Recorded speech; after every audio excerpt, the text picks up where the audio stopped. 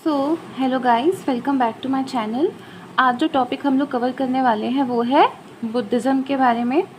सो 6th century BC से, जो कि एक बहुत ही इम्पॉर्टेंट पीरियड था रिलीजियस डेवलपमेंट के लिए, इस टाइम पे हमें बहुत से ग्रेट टीचर्स देखने को मिले हैं, such as Confucius in China, Zoroaster Iran में, और पार्मेनिडस इन ग्रीस, जिन्होंने कई सारे ऐसे नॉर्म्स इस्टेब्लिश किए थे जिसके बाद सोसाइटी को एक प्रॉपर शेप मिला था।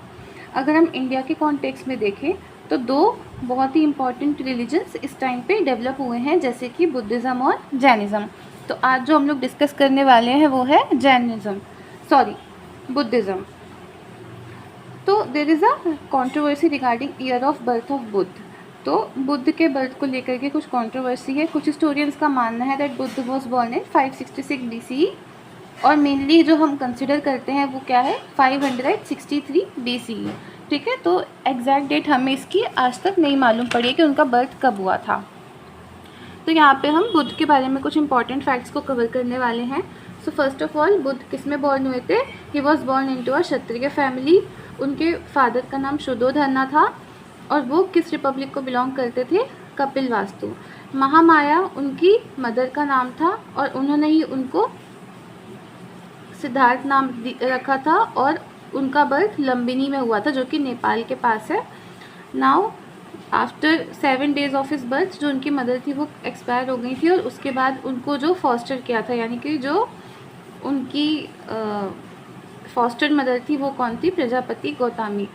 तो यहाँ पे बहुत ही कम एज से गौतम बुद्ध ने क्वेश्चन करना शुरू कर दिया था लाइफ के बारे में, वरीज के बारे में, और उनका वर्ल्ड के प्लेजर्स में, because he was born into a very rich family. उनका कभी भी लग्जरीज़ में इंटरेस्ट नहीं था, कंफर्ट में नहीं था।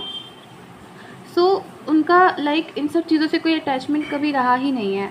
तो इसी वजह से जब उनके पेरेंट्स को इस बात को लेके बहुत हुआ कि why is he so devoid of everything, कि इसको कुछ भी पसंद नहीं है, उन्होंने उसकी शादी उनकी शादी करा दी थी एक ब्यूटीफुल गर्ल यशोधरा नाम से, जिसके बाद उनको एक बेटा हुआ था whose name got Rahul.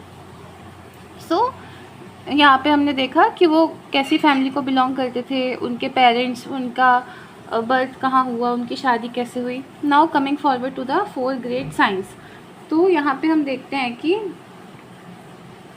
Buddhist 4 great science बोलते हैं, जो कि यहाँ पे उनकी लाइफ में कुछ ऐसे इवेंट्स हुए थे जिसके बाद अल्टीमेटली वो एनलाइटेंड वन या गौतम बुद्ध बने थे। सबसे पहली बात, उन्होंने एक ओल्ड मैन को देखा था जो कि बहुत ज़्यादा वॉक करने में प्रॉब्लम कर रहा था, उनकी बॉडी पे पूरे व्रिंकल्स थे, झुर्रियाँ थी। तो उनको ये समझ आया कि हमें अपने यूथनेस का प्राउड नहीं होना चाहिए। Secondly, he saw a sick man, यानी कि एक सिक मैन जो कि बहुत ज़्यादा वीक था, और इससे उन्हें रियलाइज़ हुआ कि हेल्थ कोई परमानेंट चीज़ नहीं है। Thirdly, he saw funeral procession, यानी कि जब कोई डेड होता है तो उसको ले जाया जाता है। So he saw his relatives crying, और उनको ये रियलाइज़ हुआ दैट ऐसी लाइफ का कोई महत्व नहीं है, बिकॉज जो एंडिंग है वो ऐसी होती है। और lastly, he saw an ascetic, यानी कि जो अपना सब कुछ ऑलरेडी त्याग चुके हैं, डिटैच हो चुके हैं, and he looked very happy to him, कि वो बहुत ज़्यादा संतुष्ट है, किसी चीज़ का उनको मोह नहीं है, और उन्होंने सब कुछ रिनाउंस कर दिया हुआ था। तो ये सारी सफरिंग्स देखने के बाद उन्होंने और ज़्यादा हेटिंग डेवलप कर ली थी वर्ल्डली प्लेजर्स के लिए। Renunciation and enlightenment. अब यहाँ पे क्या होता है that after he felt dissatisfied, एक दिन उन्होंने डिसाइड किया था at the age of 29 that he is going to leave his home. वो अपने फैमिली बेटे को छोड़ देंगे और एसेटिक बन जाएंगे और पूरे वर्ल्ड को रिनाउंस कर देंगे, और इसी को हम क्या बोलते हैं? महापरित्याग और महाभिनिष्क्रमा। नाउ अब यहाँ पे क्या होता है कि वो 6 साल तक ऐसे इधर उधर जाते हैं, घूमते हैं, कई सारी प्लेसेस विज़िट करते हैं, और ब्राह्मण टीचर्स जो होते हैं उनसे भी इंस्ट्रक्शंस लेते हैं, लेकिन स्टिल ही वॉज डिससेटिस्फाइड। उन्होंने प्रैक्टिस किया self mortification and remained without food for several days, यानी कि अपने आप को मारने की कोशिश, एक तरीके से कुछ ऐसी एक्टिविटीज़ करना, जैसे कई दिनों तक खाना नहीं खाया, उनकी बॉडी बिल्कुल स्केलेटन की तरह हो गई। और उसके बाद फाइनली उन्होंने एक बाउल खाया था मिल्क पडिंग का, और वो किससे मिला था उनको? सुजाता से। बहुत इंपॉर्टेंट वन लाइनर फैक्ट है। नाउ इसके बाद क्या होता है? He took a bath in Niranjan river पे उन्होंने एक बाथ लिया, और पीपल ट्री के नीचे वो बैठ गए और अल्टीमेटली मेडिटेट करने के बाद फॉर 49 डेज़ फाइनली 35 की एज में उन्हें इनलाइटमेंट जो है वो मिल जाता है and he came to be known as the Buddha. So basically 29 की एज पे रिनाउंस किया था एंड 35 की एज में he got enlightenment. Maithili Sharan Gupt जो कि इंडिया के बहुत ही इम्पॉर्टेंट मध्य प्रदेश के इम्पॉर्टेंट राइटर हैं, इन्होंने यशोधरा नाम की एक बुक लिखी है जिसमें उन्होंने एक्सप्लेन किया है कि बुद्ध की वाइफ का क्या कंडीशन रही होगी जब वो घर छोड़ के गए हैं. And the poem recites at सखी वो मुझसे कहकर जाते. Now we are going to study about Buddha as a preacher.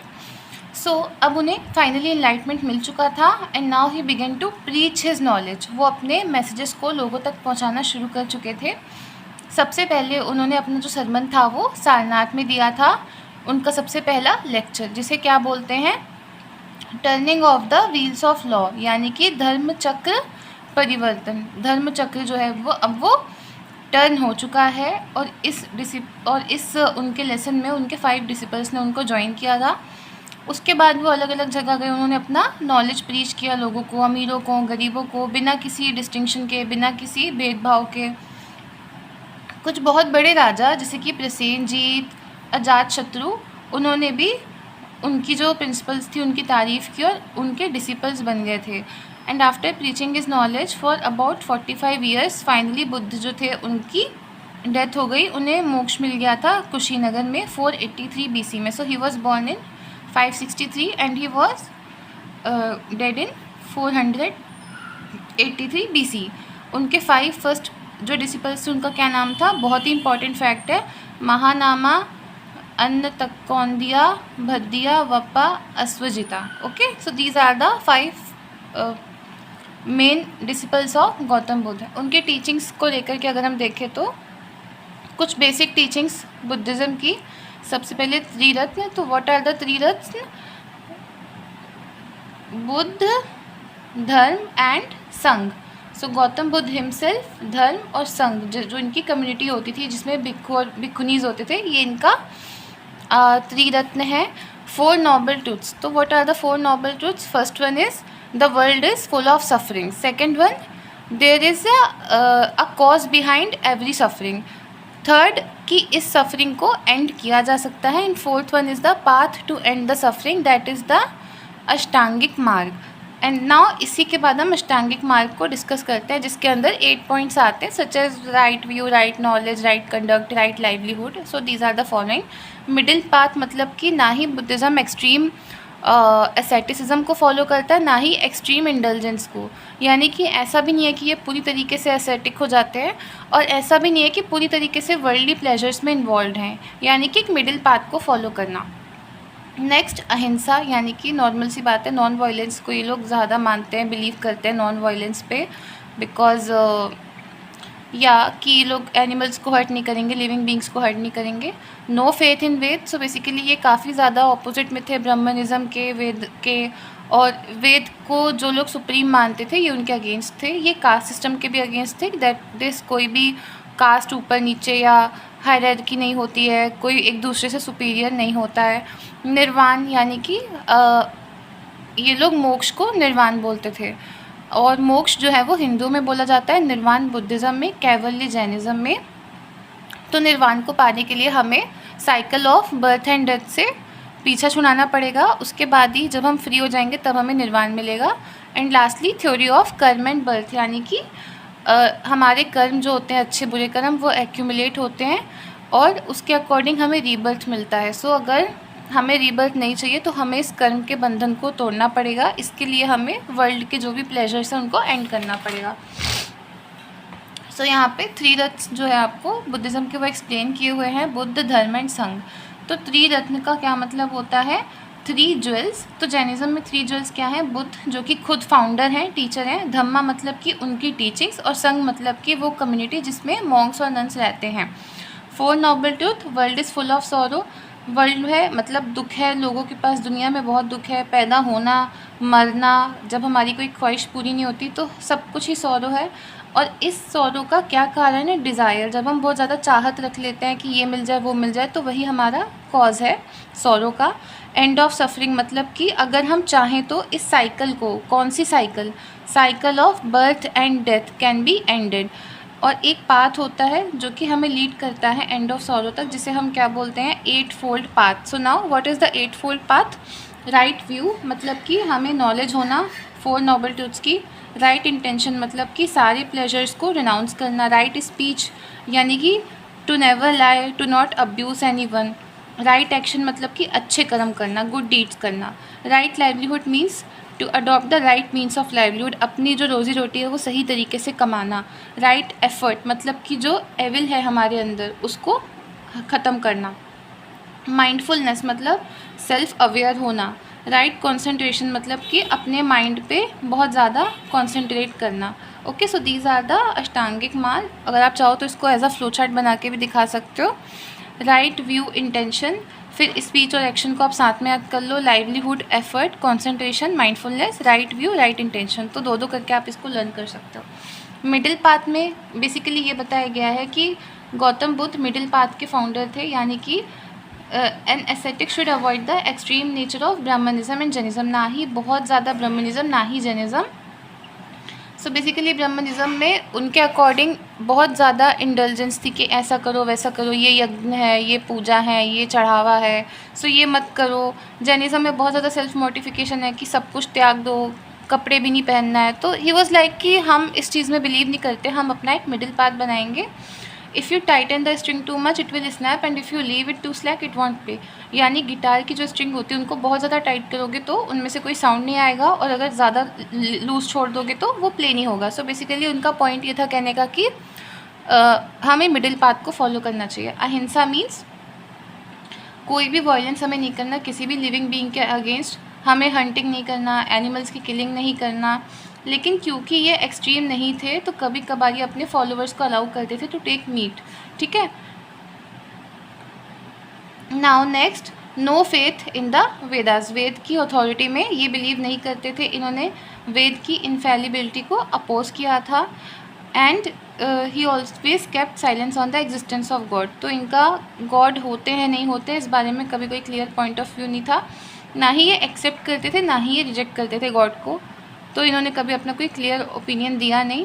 Then normal सी बात है, कास्ट सिस्टम के ऑपोजिशन में थे, यानी कि ये जो प्राइसली क्लास थी, प्रीस्टली क्लास यानी पंडित जो दान दक्षिणा लेते थे, उनके अगेंस्ट थे, क्योंकि उनकी सुप्रीमेसी बहुत ज़्यादा बढ़ती जा रही थी लेटर वैदिक पीरियड के बाद से। एंड ही वांटेड कि कोई भी कास्ट बेस्ड डिस्क्रिमिनेशन नहीं होना चाहिए। और उन्होंने अपने बुद्धिज़्म में, अपनी संघ में हर कास्ट हर रिलीजन के लोगों को एंट्री दी थी, जिससे कि वो चाहें तो मोक्ष को अटेन कर सकते हैं। निर्वाण, निर्वाण literally means the blowing out और एक्सटिंक्शन ऑफ क्रेविंग्स और डिज़ायर, मतलब कि जब आपके क्रेविंग्स और डिज़ायर पूरी तरीके से ख़त्म हो जाएं। ये एक ऐसा स्टेट ऑफ लाइफ होता है when a पर्सन के पास either fulfilled all his desires और is free from any craving, या तो आपकी सारी डिज़ायर्स पूरी हो चुकी हैं या फिर आपके पास कोई क्रेविंग बची नहीं है। बट ऐसा होता नहीं है, क्योंकि ऐसा नहीं होता कि किसी इंसान की डिज़ायर्स ही ख़त्म हो जाए। जब तक हम जिंदा हैं तब तक कोई ना कोई हमारी डिज़ायर होती है। निर्वाण is the highest emotional state a person can achieve. तो सबसे हाईएस्ट इमोशनल स्टेट जो एक इंसान जीते जी रह सकता है वो क्या है? निर्वाण है। और जैन धर्म में निर्वाण क्या डिनोट करता है? डेथ या सेल्वेशन। तो जैन धर्म में निर्वाण का मतलब या कैवल्य का मतलब होता है डेथ या फिर salvation. Theory of karma and rebirth, so the law of karma, it's working and transmigration on soul are important philosophy in Buddhism. Buddhism किस में मानता है? लॉ ऑफ कर्म में, कि आपके अच्छे कर्म और उसके अच्छे कॉन्सिक्वेंसेस, बुरे कर्म एंड बुरे कॉन्सिक्वेंसेस होते हैं। और सोल ट्रांसमाइग्रेट करती है, अलग अलग बॉडीज़ में सोल जो है वो ट्रांसफ़र होती है। Buddha says that no sacrifice can wash away sins except good karma. अगर आपको अपने पाप धोने हैं, पाप से पीछा छुड़ाना है, तो आपको अच्छे कर्म करने होंगे। जो एक इंसान बोता है वही वो खाता है, वही उगाता है, और एक इंसान अपनी डेस्टिनी खुद बनाता है। एक गुड रीबर्थ डिपेंड करता है गुड एक्शंस में। अगर हम इस जन्म में अच्छे एक्शंस करेंगे तो नेक्स्ट जन्म में हमें और अच्छी जो रीबर्थ है वो मिलेगा। बुद्ध ये बिलीव करते हैं that nothing dies, it simply changes its shape and this change of shape is termed as death. यानी कि कोई भी इंसान मरता नहीं है, बस उसकी जो सोल है वो एक बॉडी से, ए बॉडी से मान लो बी बॉडी में चली जाएगी, फिर सी बॉडी में चली जाएगी उसके कर्म के बेसिस पे। तो the person is not dead, just उसकी सोल ट्रांसमाइग्रेट कर रही है and he never believed in God. यहाँ पे कुछ इम्पॉर्टेंट बुद्ध काउंसिल हैं जो कि हमें स्टडी करना है। सबसे पहली काउंसिल, टोटल यहाँ पे 4 हैं, इनकी डेट, कहाँ पे हुई थी, प्रेसिडेंट कौन था और पैट्रोनाइज किसने की थी वो दिया है। पैट्रोनाइज मीन्स कि लाइक इसका जो भी एक्सपेंसेस था वो किसने ऑकर किया। देन कुछ स्पेसिफिक पॉइंट्स इससे रिलेटेड। सो फर्स्ट जो काउंसिल थी वो 483 BCE में राजगृह में हुई थी। राजगृह हमारा मगध का कैपिटल था। प्रेसिडेंट महाकश्यप और पैट्रोनाइज अजातशत्रु ने किया था।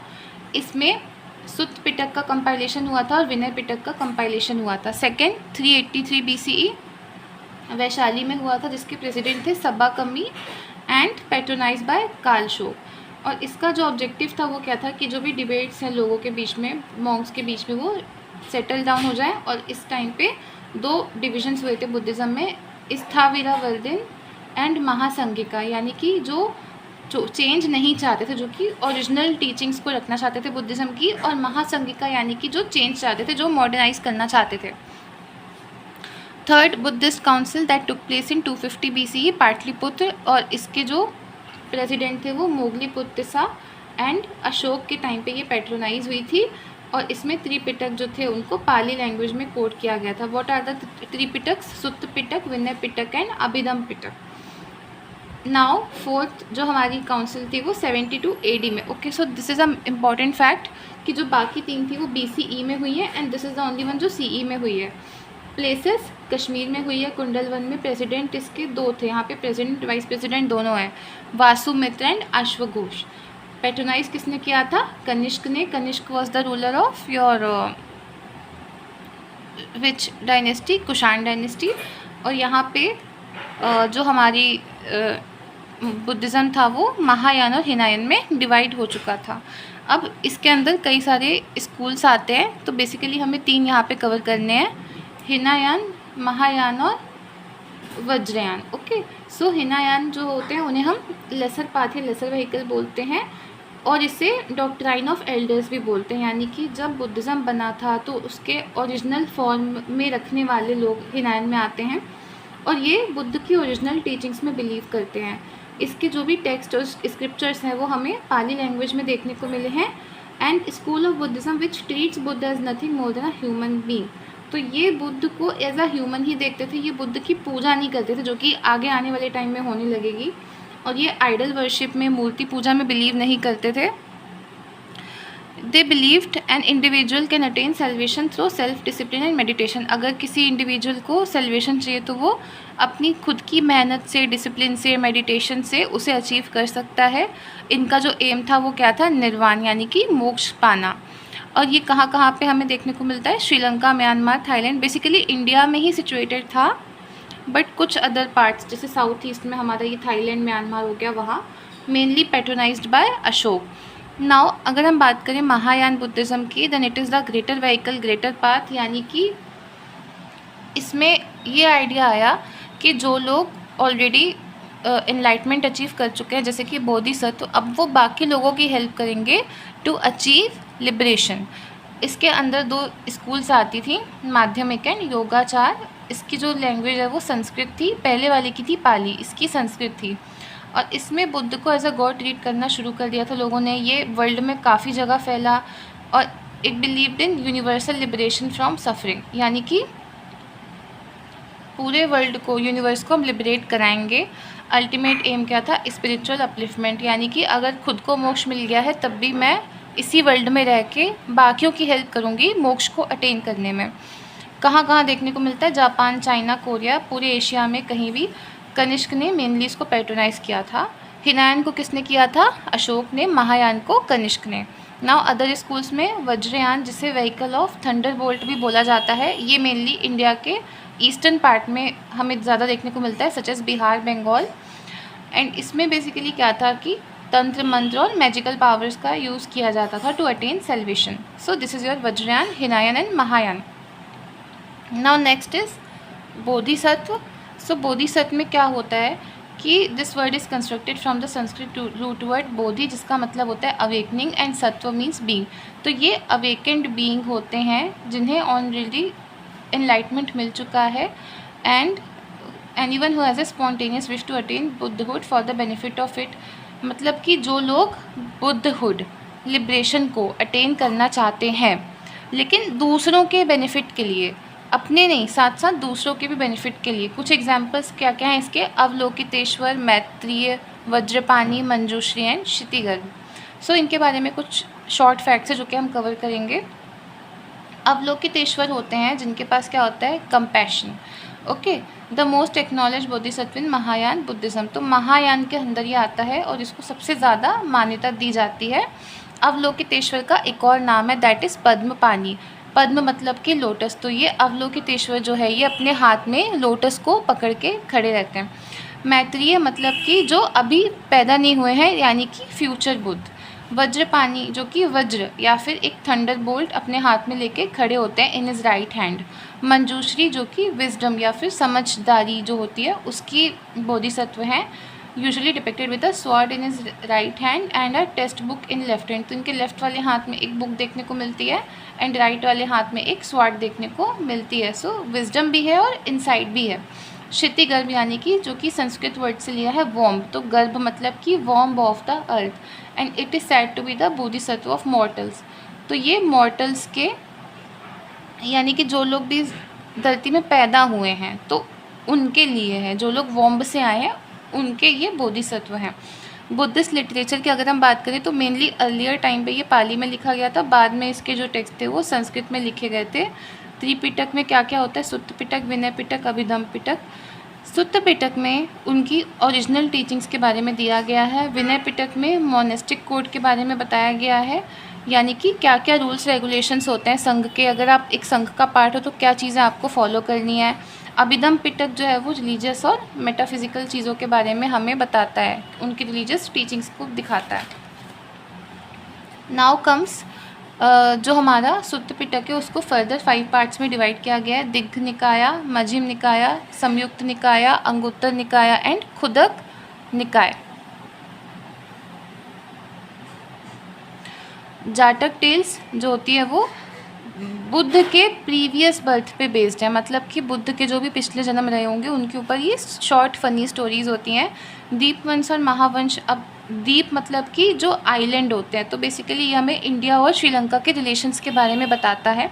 मिलिंद पनो बहुत ही इंपॉर्टेंट है, नागसेन ने लिखा है और ये हमें नागसेन की कॉन्वर्सेशन बताता है मेनंदर के साथ। So what was the conversation between Nagasena and Menander is given in Milinda Panho. Visuddhi मार्ग जिसको बुद्ध घोष ने लिखा है, जिसमें उनकी सारी टीचिंग्स जो है वो अवेलेबल है। कुछ अदर टेक्स्ट की अगर हम बात करें तो संस्कृत लैंग्वेज यानी कि बुद्ध चरिता जिसको अश्वघोष ने लिखा है, सौंदर्य नंदन जिसको अश्वघोष ने ही लिखा है, दोनों टेक्स्ट उन्हीं के हैं। अभिधर्म कोश जिसको वासुबंध ने लिखा है। ललित विस्तार जो कि संस्कृत टेक्स्ट जो कि गौतम बुद्ध की बायोग्राफी है। तो ललित विस्तार मतलब उनके बारे में विस्तार से बताया, मतलब बुद्ध की बायोग्राफी। अभिधर्म कोश किसने लिखी है? वासुबंध ने। कुछ इंपॉर्टेंट बुद्धिस्ट यूनिवर्सिटीज़ अगर हम देखें तो नालंदा, विक्रमशिला और उदांतपुरी, ये तीनों जो हैं ये हमारी बिहार में लोकेटेड है। वल्लभी एक है जो गुजरात में है और 2 हमारी जगदल्ला सोमपुर है जो कि अब प्रेजेंट डे बांग्लादेश में सिचुएटेड है। नालंदा को कुमारगुप्त ने बनवाया था जो कि गुप्ता डायनेस्टी के थे, जिसको डिस्ट्रॉय किया था बख्तियार खिलजी ने। विक्रमशिला धर्मपाल जो कि अब इनके नाम में पाल है तो ये पाल रूलर है। वल्लभी के भटारक, उदंतपुरी के जो किंग थे वो गोपाल, ये भी पाल है इनके नाम में। रामपाल इनके नाम में भी पाल, धर्मपाल। सो बेसिकली पाल डायनेस्टी का बहुत ही इंपॉर्टेंट कंट्रीब्यूशन रहा है इम्पॉर्टेंट यूनिवर्सिटीज़ को डेवलप करने में। अगर हम बात करें नालंदा की, जो कि नालंदा बिहार में यूनिवर्सिटी है, so it is a UNESCO world heritage site. Sanchi Madhya Pradesh में भोपाल के पास है, ये भी सांची स्तूप यहाँ का हमारा यूनेस्को वर्ल्ड हेरिटेज साइट में इंक्लूड किया गया था इन 1989। महाबोधि टेम्पल कॉम्प्लेक्स बोधगया में, अजंता केव्स औरंगाबाद में, महाराष्ट्र में अजंता एलोरा केव जो भी हैं, तो ये सब बुद्धिज़्म से रिलेटेड कुछ इंपॉर्टेंट डेवलपमेंट्स हैं। Now if we cover about the decline of Buddhism, के बुद्धिज़्म में हमें एंड कैसे देखने को मिला। तो बुद्धिज़्म में कहीं ना कहीं टाइम के साथ डिविजन्स आने लगे थे, क्योंकि लोगों की विचारधारा मिलती नहीं थी। जब बुद्धिज़्म में वुमेन की एंट्री हुई तो कहीं ना कहीं उसकी पॉपुलैरिटी कम हो गई।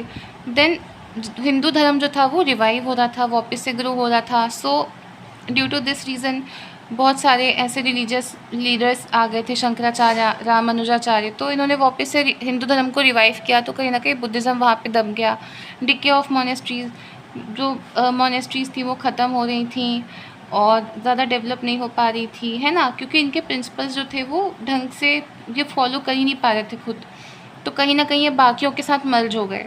बिगनिंग ऑफ आइडल वर्शिप, अब क्योंकि बुद्ध खुद ही बोल के गए थे कि मेरी आइडल वर्शिप मत करना, मुझे मत पूजना, लेकिन महायान तक आते आते तक उनकी आइडल वर्शिप होने लगी थी। So they started diverting from their own agenda. Loss of royal patronage, तो जो रॉयल पैट्रोनेज पहले इनको मिल रहा था वो हर्षवर्धन के बाद से मिलना बंद हो गया, क्योंकि आफ्टर हर्षवर्धन हिंदू धर्म का रिवाइवल हमें देखने को मिलता है। तो यहाँ पे इन्हें जब पैट्रोनेज मिलना बंद हो गया तो डेवलपमेंट्स भी रुक गए। उसके बाद फाइनली हम देखते हैं टर्क्स का इन्वेजन इंडिया के ऊपर शुरू होता है। अब यहाँ से पूरा इस्लामिक थिंग आने वाली है, बुद्ध मॉन्क्स को मारा जा रहा था, मास किलिंग हो रही थी। तो इस तरीके से धीरे धीरे करके ये पूरा हमारा बुद्धिज़्म का एंड होने लगा था। कॉन्ट्रीब्यूशंस ऑफ बुद्धिज़्म अगर हम देखें तो बुद्धिज़्म कास्ट सिस्टम को अपोज करते हैं, ये इक्वलिटी पे ज़्यादा फोकस करते हैं, दे बिलीव इन अहिंसा और नॉन वायलेंस। इनके आर्ट एंड कल्चर में हम क्या देखते हैं, केव, पिलर, चैत्य विहार, स्तूप, तो ये सब इनका आर्ट एंड आर्किटेक्चर था। इसी टाइम पे 2 स्कूल ऑफ आर्ट डेवलप हुई थी, कौन कौन सी, Gandhara and Mathura. Then residential universities, यानी कि ऐसी यूनिवर्सिटीज़ जहाँ पे लोग पढ़ने भी आएंगे और वहीं पे रहेंगे भी। साथ ही साथ पाली या लोकल जो लैंग्वेजेस थी उनका भी हमें डेवलपमेंट यहाँ पे देखने को मिलता है। Now symbols related to events of Buddha life, तो महाभिनिष्क्रमा जो है, जब वो अपना घर छोड़ के गए थे तो इसको हॉर्स से रिप्रेजेंट किया जाता है। बर्थ इनका लोटस से रिप्रेजेंटेड है और बुल से। जब इन्हें इनलाइटमेंट मिला था तो बोधि ट्री के नीचे मिला था, तो इसीलिए बोधि ट्री इनलाइटमेंट का सिंबल है।